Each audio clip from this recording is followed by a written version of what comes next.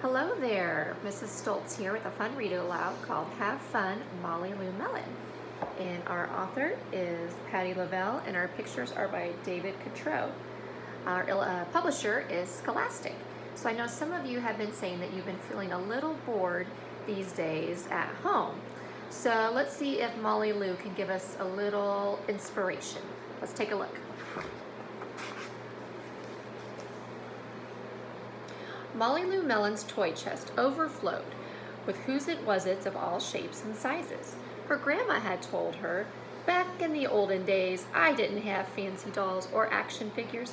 I made them out of twigs, leaves, and flowers, like hollyhocks and daisies. So she did just that.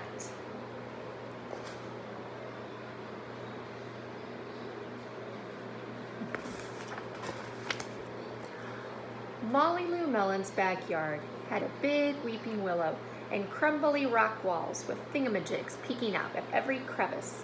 Her grandma had told her, back in the olden days, I didn't have a store-bought dollhouse. I made one in my backyard.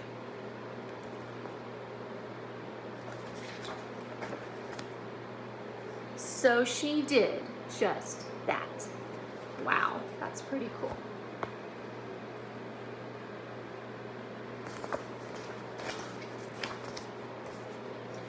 Molly Lou Melon's garage was full of colorful boxes and crates. Her grandma had told her, back in the olden days, I didn't have a race car. I sat in a cardboard box and sped down the hill. So she did just that.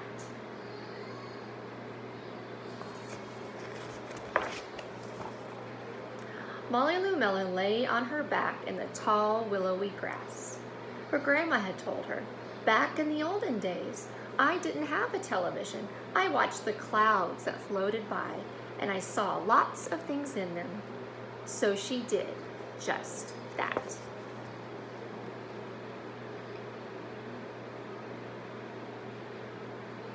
Have any of you done that lately? Done some cloud watching? One day, new neighbors moved in next door.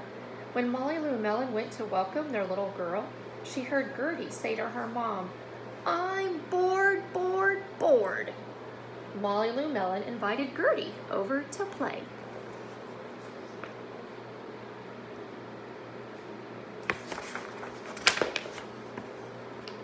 On Monday, Gertie brought over her Darling Darla Deluxe dollhouse, complete with an electric mixer and working chandeliers.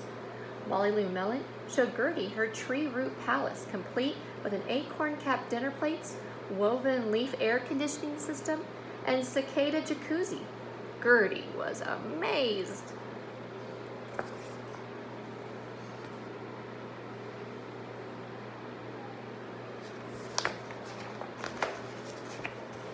On Tuesday, Gertie drove over in her battery-operated, fully loaded Coupe de Ville. Look out below, Molly Lou Melon screamed, right before hurtling down the hill in her turbo boxcar, hand-painted with orange and red flames. Gertie was amazed.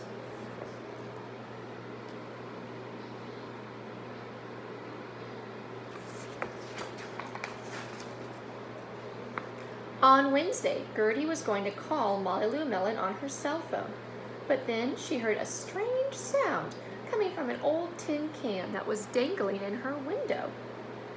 This is the operator. Will you accept a call from me, Molly Lou Melon? Yes? Gertie spoke into the can. Great, come on over. Click. Gertie was amazed.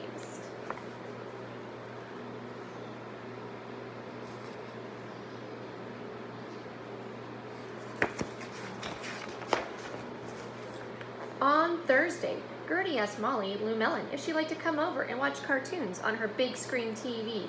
It's 120 inches wide. Molly Lou Melon said, not today, thanks. I'm going to watch the clouds. They're sky wide. Gertie was amazed.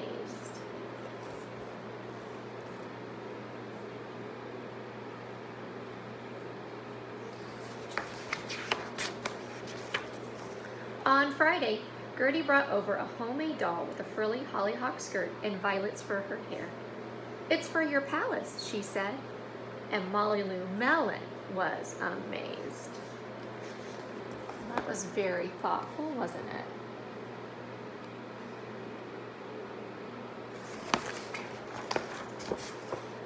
On Friday evening, Molly Lou Melon and Gertie were tired from playing all week.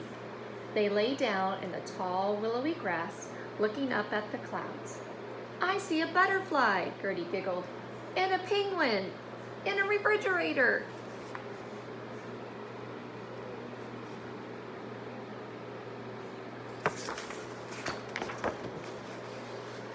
Molly Lou Melon opened her eyes wide and grinned her biggest grin.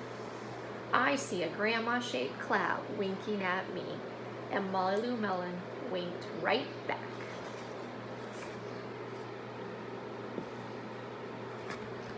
And that is the end of our story today. So I hope you'll think of next time, if you're thinking, "I'm bored," you'll use your imagination and creativity like Molly Lou Melon.